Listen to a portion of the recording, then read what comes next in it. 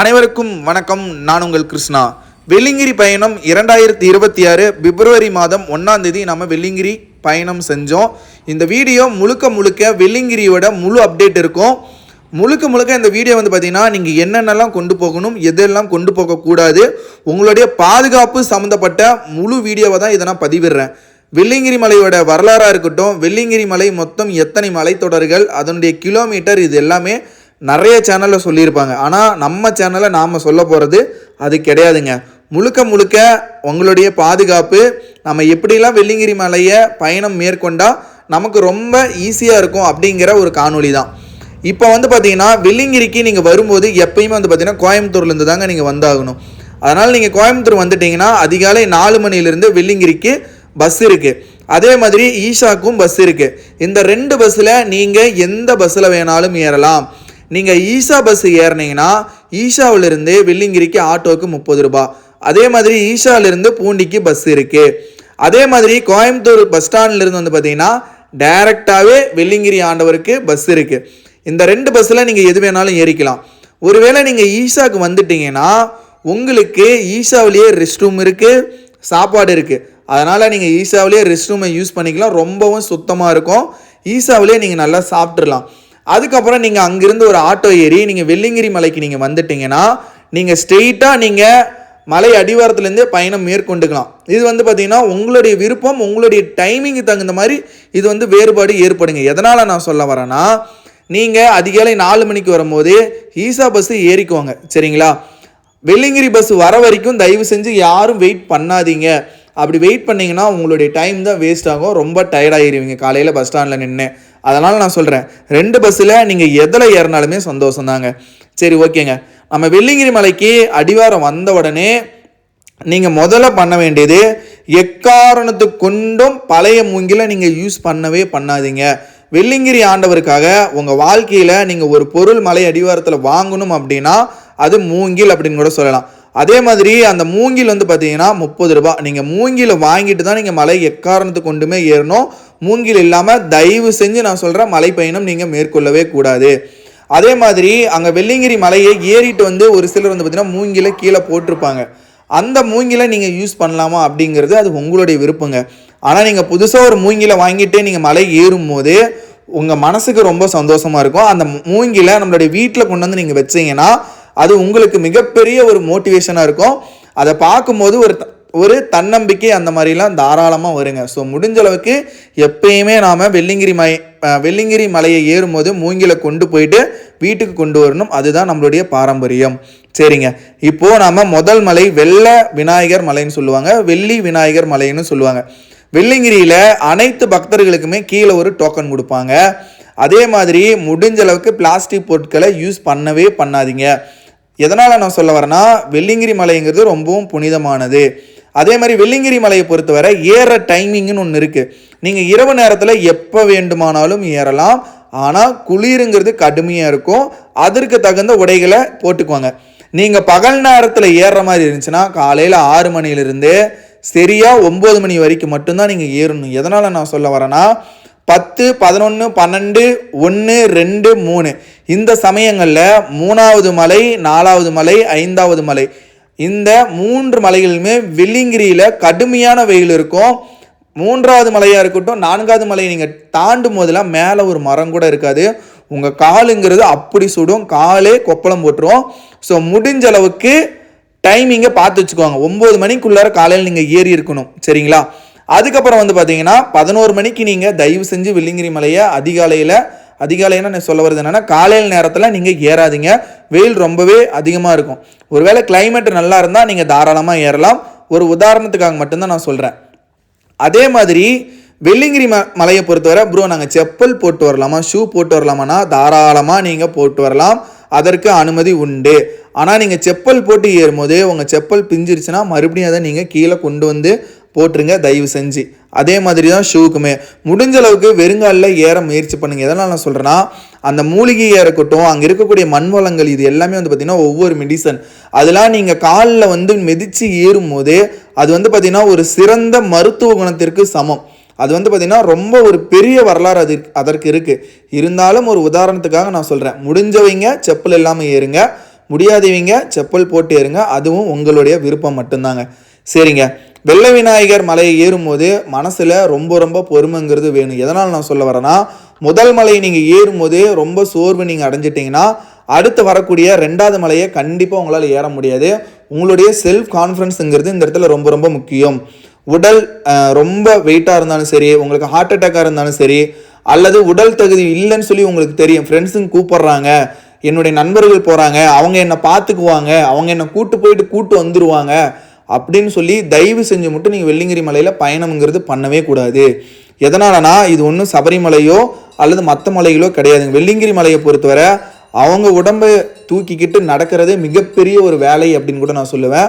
So அதை மட்டும் நீங்கள் நல்லா மைண்டில் வச்சுக்கோங்க. இப்போ நம்ம வெள்ளை விநாயகர் கோயிலை சாமி கும்பிட்டதுக்கப்புறம் அடுத்ததான் வரக்கூடியது வந்து பார்த்தீங்கன்னா வழுக்குப்பாறை அப்படின்னு சொல்லுவாங்க. எல்லாருமே ஒன்று சொல்லுவாங்க, வெள்ளிங்கிரியை பொறுத்தவரை முதல் மலை மட்டும்தான் கஷ்டமாக இருக்கும், கடைசி மலை மட்டும்தான் கஷ்டமாக இருக்கும் அப்படின்னு சொல்லுவாங்க. ஆனால் வெள்ளிங்கிரி மலையை பொறுத்தவரை 7 மலைகளுமே மிகவும் கடினமான ஒரு மலை. ஒவ்வொருத்தரும் சொல்லுவாங்க பெருமைக்கு, நாங்கள் 4 மணி நேரத்தில் ஏறி இறங்கிட்டோம், 5 மணி நேரத்தில் ஏறி இறங்கிட்டோம், 7 மணி நேரத்தில் ஏறி இறங்கிட்டோம். எத்தனை மணி நேரத்தில் ஏறி இறங்குறோம் அப்படிங்கிறது அவங்கவுங்க உடல் தகுதி பொறுத்து இருக்குது. அது எல்லாத்தினாலையும் முடியாதுங்க. அதனால் நீங்களும் அவசரப்பட்டு ஏறவே கூடாது. ஒரு நாள் ஆனாலும் சரி, 2 நாள் ஆனாலும் சரி, பொறுமையாக ஏறுங்க. எனக்கு எவ்வளோ நேரம் ஆச்சுன்னா, குறைஞ்சபட்சம் நான் மலை ஏறத்துக்கே 6 மணி நேரம் ஆகும். அதே மாதிரி நான் மலை இறங்குறதுக்கு 4 மணி நேரம் ஆகும், அதாவது 10 மணி நேரம். காரணம் ஏன்னா நான் ரொம்ப பொறுமையாக அமைதியாக வீடியோ எடுத்துக்கிட்டு ஏறுவேன். சரிங்களா, பொறுமைங்கிறது வெள்ளிங்கிரி மலையில் ரொம்ப ரொம்ப முக்கியம். அதே மாதிரி 2வது மலை ஏறும்போது உங்களுடைய உடல் வலிமை அப்படிங்கிறது என்னன்னு உங்களுக்கு தெரிஞ்சிடும். முதல் மலை ஏறும்போது உங்களால் முடியும் என்றால் மட்டும் நீங்கள் 2வது மலையிலேருந்து பயணத்தை ஸ்டார்ட் பண்ணுங்கள். முடியாதுன்னு உங்கள் மனசுக்கு தோணுச்சுன்னா தாராளமாக நீங்கள் ரிட்டன் இறங்கிடுங்க. நான் போகும்போதே நிறையா நண்பர்கள் வந்து பார்த்திங்கன்னா ஒரு 2 மலை ஏறிட்டு ரிட்டன் இறங்கினாங்க, ஒரு 3 மலை ஏறிட்டு ரிட்டன் இறங்கினாங்க. ஒரு தம்பியில் வந்து பார்த்திங்கன்னா 4 மலையெல்லாம் ஏறிட்டு ப்ரோ எனக்கு பயமாக இருக்குது, என்னால் முடியாதுன்னு தோணுது அப்படின்னு சொல்லி ரிட்டன் இறங்கிட்டாங்க. அதெல்லாம் ரொம்ப நல்ல விஷயம். அதனால் உங்கள் மனசில் நீங்கள் கூச்சமே படாதீங்க, ரிட்டன் இறங்கிடுங்க. அடுத்த வருஷம் நீங்கள் வரும்போது கூட உங்களுடைய உடல் தகுதி நல்லா நீங்கள் ஃபிட்டாக வச்சுக்கிட்டு தைரியமாக வாங்க. இதில் அவசரம்ங்கிறது இருக்கவே கூடாது. எதனால் நான் சொல்கிறேன்னா, போன வருஷமே ஒரு சில உயிரிழப்புகள் அந்த மாதிரிலாம் ஏற்பட்டுச்சு. சின்ன பசங்களாக இருக்கட்டும், பெரியவங்களாக இருக்கட்டும், 2 பேத்துக்குமே சேர்த்து தான் நான் சொல்கிறேன். அதே மாதிரி வெள்ளிங்கிரி மலையை பொறுத்தவரை பெண்கள் வரலாமா, அதாவது பார்த்தீங்கன்னா பெண்கள் வரலாம், 50 வயசுக்கு மேலே இருக்கிறவங்க வரலாம். சரிங்களா, எதனால் நான் சொல்ல வரதுன்னா அதெல்லாம் ஒரு சில ரீசன் நிறைய இருக்குங்க. ஸோ அதனால தான் அனுமதி கொடுக்கறது இல்லை. அதனால் 50 வயசுக்கு மேலே இருந்தால் மட்டும் நீங்கள் தாராளமாக நீங்கள் பொண்ணுங்க கண்டிப்பாக வரலாம். அதே மாதிரி 50 வயசுக்கு மேலே அவங்க வெள்ளிங்கிரி மலை ஏறுறாங்கன்னா அவங்க உடல் வலிமை ரொம்ப ஃபிட்டாக இருக்கும். எதனால் நான் சொல்கிறேன்னா அவங்க எல்லாருமே வயசான பாட்டியாக இருப்பாங்க, அனுபவம் ரொம்ப அதிகமாக இருக்கும், அவங்க சாப்பாடு இருக்கட்டும், காட்டு வேலை செய்கிற பெண்மணிகளாக இருப்பாங்க. அதனால் நான் சொல்கிறேன், பாட்டியே ஏறும்போது என்னால் ஏற முடியாது அப்படின்லாம் நினச்சி கூட பார்த்துறாதீங்க. அதாவது ஒரு பாட்டி மலை ஏறுறதை விட 16 வயசு பையன் வெள்ளிங்கிரி மலையை ஏற முடியாது, 25 வயசு பையன் வெள்ளிங்கிரி மலையை ஏற முடியாது. வெள்ளிங்கிரி மலையை பொறுத்தவரை அவன் தான் பெரியவன், நான் தான் பெரியவன் அப்படிங்கிற ஒரு எண்ணமே வரக்கூடாது. எதனால் நான் சொல்ல வரேன்னா, யாராக இருந்தாலுமே 4 காலில் தான் நடந்தாகணும், இல்லைன்னா 3 காலில் தான் நடந்தாகணும். இதெல்லாம் கண்டிப்பாக ஒரு சில இடத்துல அது உணர்ந்திருப்பீங்க. அதே மாதிரி சாப்பாடுங்கிறது வெள்ளிங்கிரி மலையில் ரொம்ப ரொம்ப ரொம்ப முக்கியம். தயவு செஞ்சு நான் ரிக்வஸ்ட்டாக நான் கேட்குறேன், வெள்ளிங்கிரி மலைக்கு போகிறவங்க புளி சோறோ, தக்காளி சோறோ, லெமன் சோறோ, சப்பாத்தியோ, பூரியோ இலையில கட்டிட்டு போங்க. கண்டிப்பாக சாப்பாடு கொண்டு போங்க. சாப்பாடு ரொம்ப ரொம்ப ரொம்ப முக்கியம். அதே மாதிரி வெள்ளிங்கிரிக்கு மலைக்கு மேலே ஒரு சில இடத்துல மட்டும்தான் நான் முதல் நாள் போனதுனால கடைகள் இருந்துச்சு. பெரும்பாலான இடங்களில் கடைகளே கிடையாது. கடைகள் இருக்குதோ இல்லையோ, உங்கள் பிபி லெவல் கண்ட்ரோலில் வைக்கிறதுக்கு சாக்லேட் ஒன்று கொண்டு போயிருங்க. அதாவது பார்த்தீங்கன்னா சீரக மட்டை அந்த மாதிரி கொண்டு போயிருங்க. உங்களுடைய உடம்பு ஹெல்த்துங்கிறது ரொம்ப ரொம்ப முக்கியம். அதனால் சாப்பாடு கொண்டு போயிருங்க. அதே மாதிரி தண்ணிங்கிறது இடத்துக்கு வந்தாலுமே நீங்கள் போகிறது ஒரு பௌர்ணமியோ அமாவாசையோ இருக்கும்போது பார்த்தீங்கன்னா கூட்டம் அதிகமாக இருக்கும். அதனால் சுனை நீரில் உங்களால் தண்ணியை பிடிக்க முடியாது. அதனால் நீங்கள் என்ன பண்ணணும், சேஃப்டிக்கு நீங்கள் தண்ணி கொண்டு போங்க. ஒரு வாட்டர் கேன் எக்ஸ்ட்ராவே நீங்கள் கையில் வச்சுக்கோங்க, அது தப்பே கிடையாது. அதே மாதிரி லெமன் சோடா அந்த மாதிரிலாம் கொண்டு போங்க, லெமன் காய் இதெல்லாம் கொண்டு போங்க, ஜூஸ் போட்டு குடிங்க, ஃப்ரூட்ஸ் கொண்டு போங்க. அப்போ தான் உங்களால் முடியும். அதே மாதிரி வெள்ளிங்கிரி மலையை நம்ம 3வது மலை 4வது மலைலாம் ஏறும்போது வந்து பார்த்தீங்கன்னா சரியாக ஒரு 11 மணிக்கு மேலே நீங்கள் ஒரு 4வது மலைக்கெலாம் போயிட்டீங்கன்னா ஒரு நல்ல மரத்து நிழலாக பார்த்து படுத்து தூங்கிடுங்க. தயவு செஞ்சு வெயிலில் ஏறி காலில் புண்ணாகிற அளவுக்கு போய் மாட்டிக்காதீங்க. எதனால் சொல்கிறேன்னா, கண்டிப்பாக இது நடந்திருக்கு, இது நடந்தும் இருக்குது, எனக்குமே அதில் அனுபவம் இருக்குது. அதனால் நான் சொல்கிறேன், 11 மணிக்கு மேலே 11 மணிக்கு மேலே 4வது மலையில் 5வது மலையில் மரங்களே கிடையாது. அதனால் ஒரு இடத்துல ஓரமாக பார்த்து ரெஸ்ட் எடுத்துகிட்டு ஒரு 3 மணிக்கு மேலே நீங்கள் வெள்ளிங்கிரி மலையை நடக்க ஸ்டார்ட் பண்ணிடுங்க. இல்லை ப்ரோ கிளைமேட் எனக்கு நல்லா இருக்குது அப்படின்னா நீங்கள் தாராளமாக ஏறுங்க, உங்களுடைய கண்டிஷன் உங்களுக்கு தெரியும். அதே மாதிரி ஃப்ரெண்டுங்க சீக்கிரமாக ஓடுறாங்க, அவங்க முன்னாடி போயிட்டாங்க அப்படின்னு சொல்லி நீங்கள் அவசரப்பட்டு ஏறவே கூடாது. உங்கள் கூட யார் வராங்களோ அவங்கள நம்பி நீங்கள் தயவு செஞ்சு போகவே போகாதீங்க, உங்களை நம்பி மட்டும் போங்க. எதனால் நான் சொல்ல வரேன்னா, சபரிமலையாக இருந்தால் உங்கள் கூட வரவங்களை நம்புங்கன்னு நான் சொல்லுவேன். ஆனால் வெள்ளிங்கிரி மலையை பொறுத்தவரை அவங்க நடக்கிறதே ரொம்ப கஷ்டம். எதனால் நான் சொல்கிறேன்னா, வெள்ளிங்கிரியோட சுச்சுவேஷன் அந்த மாதிரிங்க, அவங்க நடந்து வர்றது அந்தளவு கஷ்டம். அதனால தான் நான் சொல்கிறேன், யாரும் பாரமாக இருக்காதீங்க, பொறுமையாக மலை ஏறுங்க. சரி ஓகேங்க. அடுத்ததாக வந்து பார்த்தீங்கன்னா ஆண்டி சுனை கிட்ட நீங்கள் போகும்போது உங்களுடைய உடம்பு எப்படி இருக்குன்னா, ஒரு இரும்பு கம்பி எப்படி இருக்குமோ அந்த மாதிரி தான் இருக்கும். எதனால் நான் சொல்ல வரேன், ஒரு சின்ன உதாரணம் நான் சொல்கிறேன். நீங்கள் 5 மலை ஏறின உடனே உங்களுடைய உடம்புங்கிறது ரொம்ப ஹீட்டாக இருக்கும், அதாவது சூடாக இருக்கும். ஒரு இரும்பு கம்பி, சூடாக இருக்கிற இரும்பு கம்பியை தூக்கி டப்புன்னு நம்ம ஒரு தண்ணியில் போட்டால் என்ன ஆகும், அந்த ரிஃப்ளெக்ஷனுங்கிறது உங்களுக்கு நல்லாவே தெரியும். அதே தாங்க வெள்ளிங்கிரி மலையில் நீங்கள் ஆண்டி சுனைக்கு கிட்ட போன உடனே முதல்ல உங்கள் காலை அந்த தண்ணியில் வச்சு நல்லா நினைக்கணும். அதுக்கப்புறம் உங்களுடைய கைகளை வச்சு நீங்கள் உங்கள் முகத்தை கழுவிக்கோங்க. அதுக்கப்புறம் தான் நீங்கள் ஆண்டி சுனையில் இறங்கி குளிக்கணும்.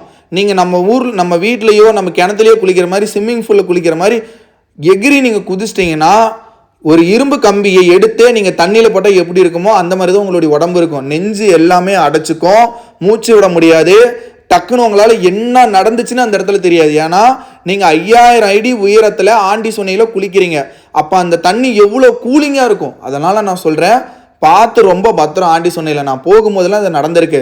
அப்படி ஒரு வேளை உங்கள் உடம்பு எதுவும் லாக் ஆகிடுச்சுன்னா உடனே நீங்கள் உங்களுடைய கையை ரொட்டேட் பண்ணுங்கள். ஒரு தண்டால்ஸ் அந்த மாதிரிலாம் எடுத்திங்கன்னா பிளட் பார்த்தீங்கன்னா நார்மல் ஆயிரும். அதாவது இது விகரம் தெரிஞ்சவங்களுக்கு நான் சொல்கிறேன், தயவு செஞ்சு சொல்கிறேன், ஆண்டி சொன்னைக்கு போன உடனே முதல்ல உங்கள் காலை வச்சு நீங்கள் நல்லா நினைக்கணும். அது இரவு நேரத்தில் போகிறவங்களுக்கு தயவு செஞ்சு நான் சொல்கிறேன், காலை வச்சு நல்லா நினச்சிட்டு ஃபேஸ் வாஷ் பண்ணிட்டு தான் அதுக்கப்புறம் தான் நீங்கள் முழுசாக உங்களுடைய உடம்பை நீங்கள் ஆண்டி சுனையில் முழுகடிச்சு ஐயனை வழிபடணும். சிவபெருமான் ஆண்டி சுனையில் இருக்கிற சிவபெருமானை நீங்கள் வழிபடணும். 3 முழுங்கு மட்டும் நீங்கள் பண்ணுங்கள். எதனால்னா அங்கே அட்டைப்பூச்சிங்கிறது ரொம்ப அதிகமாக இருக்கும், அதனால் பார்த்து பத்திரம். சரிங்களா? ஆண்டி சுனையை பற்றி நான் சொல்லிட்டேன். முதல்ல போனோடனே காலை நினச்சிட்டு ஒரு 5 நிமிஷம் நீங்கள் நல்லா ரிலாக்ஸ் ஆகிட்டு அதுக்கப்புறம் போய் முழுகுங்க. அவசரமே கிடையாது. ஏன்னா வெள்ளிங்கிரி ஆண்டவர் 24 மணி நேரமும் ஓப்பனில் தான் இருப்பார். கோயில் நடைய அடைக்கவே மாட்டாங்க. நீங்கள் எப்போ போனாலும் உங்களுக்கு தரிசனம் கிடைக்கும். சரிங்களா? அதே மாதிரி வெள்ளிங்கிரி மலையில் 7வது மலையில் உங்களால் தங்க முடியும் அப்படின்னா நீங்கள் என்ன பண்ணணும், பெட்ஷீட் இருக்கணும், அதே மாதிரி நீங்கள் போத்திக்கிறதுக்கு துண்டு இருக்கணும், க்ளவுஸ் இருக்கணும். இது எல்லாம் இருந்தால் மட்டும்தான் 7வது மலையில் உங்களால் ஸ்டே பண்ண முடியும். எதனாலனா நான் போகும்போது கடுமையான பனிப்பொழிவு, சரிங்களா, அந்த அளவுக்கு குளிராக ஜில்னஸாக இருந்துச்சு. நான் என்ன பண்ணேன்னா ஆண்டி சுனியில் குளிச்சுட்டு வெள்ளிங்கிரி மலைக்கு மேலே நானும் ஸ்டே பண்ணலான்னு தான் போனேன். ஆனால் சத்தியமாக முடியலைங்க. ஒரு பாறையோ ஏதோ ஒரு சந்தில் போய் ஒண்டிக்கிட்டா போதும் அப்படிங்கிற நிலமையில தான் எல்லாருமே இருந்தாங்க. அந்த அளவுக்கு குளிருங்கிறது கடுமையாக இருக்குது. இப்போ நம்ம வீட்டிலே பாருங்கள், தமிழ்நாட்டில் நம்ம இருக்கோம், நம்ம மார்னிங் எந்திரிக்கும் போதே எப்படி குளிருதுங்கிறது உங்களுக்கு தெரியும். அதுவே 5800 அடி உயரத்தில் எப்படி குளிரும் அப்படிங்கிறது உங்களுக்கு தெரியும். ஸோ அதனால் அதற்கு தகுந்த மாதிரி போங்க. வெள்ளிங்கிரி ஆண்டவரை நீங்கள் 7வது மலையில் போயிட்டு தரிசனம் பண்ணிவிட்டு பொறுமையாக கீழே இறங்கணும். இதுதான் ரொம்ப ரொம்ப முக்கியமான விஷயம். எதனாலனா இதுக்கப்புறம் உங்களுடைய காலுங்கிறது ரொம்ப நடுங்க ஆரம்பிக்கும். அதனால் நீங்கள் இறங்க ஆரம்பிச்சிட்டிங்கன்னா இறங்கிட்டே இருங்க. நீங்கள் இறங்கிட்டே நீங்கள் பொறுமையாக இரவு நேரத்தில் வந்தீங்கன்னா கண்டிப்பாக நீங்கள் கீழே வந்துடலாம். யாராக இருந்தாலும் இறங்குறதுக்கு 4 மணி நேரம் ஆகும். சரிங்களா? ஸோ அதனால் பார்த்து பத்திரம், அவசரம் மட்டும் படவே படாதீங்க. நமக்கு எப்பயுமே பொறுமை தாங்க முக்கியம். அதே மாதிரி வேறு எந்த ஒரு டவுட்டாக இருந்தாலும் வெள்ளிங்கிரி சார்ந்த டவுட் எல்லாமே பார்த்தீங்கன்னா டெய்லி அப்டேட்டாக உனக்கு தெரியாத தமிழா இன்ஸ்டாகிராம் ஐடியில் நம்ம டெய்லியுமே அப்டேட் பண்ண போகிறோம். நம்ம ஃபாலோவர்ஸ் நீங்கள் போனாலும் இன்ஸ்டாகிராம் ஐடியிலே பார்த்தீங்கன்னா என்னுடைய மொபைல் நம்பர் இருக்கும். அதில் உங்களுடைய வீடியோவையும் நீங்கள் அனுப்புனா நம்ம சபரிமலை மாதிரியே உங்கள் வீடியோவை நம்ம அப்டேட் பண்ணுவோம். அது அடுத்த நாள் போகிற நண்பர்களுக்கு ரொம்ப ஒரு உதவியாக இருக்கும். சரிங்களா? வெள்ளிங்கிரி அப்டேட்டுங்கிறது நம்மளுடைய சேனலில் இப்போ வரக்கூடிய இந்த 3 மாதமும் டெய்லி ஒரு அப்டேட் இருக்கும். சரிங்களா? இது எல்லாமே உங்களுக்கு உதவணும். நம்மளுடைய வெள்ளிங்கிரி ஆண்டவரையை நீங்கள் சந்தோஷமாக போய் கும்பிட்டு வரணும். உங்களால் முடியும் என்றால் மட்டும் தயவு செஞ்சு வெள்ளிங்கிரி மலையை பயணம் மேற்கொள்ளுங்க. வெள்ளிங்கிரி மலையை பொறுத்தவரை 7 மலைகளுமே மிகவும் கடினமான ஒரு மலைகள் தான். ஸோ அதனால் கண்டிப்பாக அந்த ஆண்டவர் தரிசனம்ங்கிறது உங்களுக்கும் கிடைக்கணும்னு சொல்லி கண்டிப்பாக அந்த வெள்ளிங்கிரி ஆண்டவர்கிட்ட நான் வேண்டிக்கிறேங்க. அதே மாதிரி இரவு நேரத்தில் இந்த வீடியோ நீங்களே பாருங்கள், கடுமையான மேகக்கூட்டங்கள் இது எல்லாமே இருக்கும், ரொம்ப ஜில்னஸாக இருக்கும்.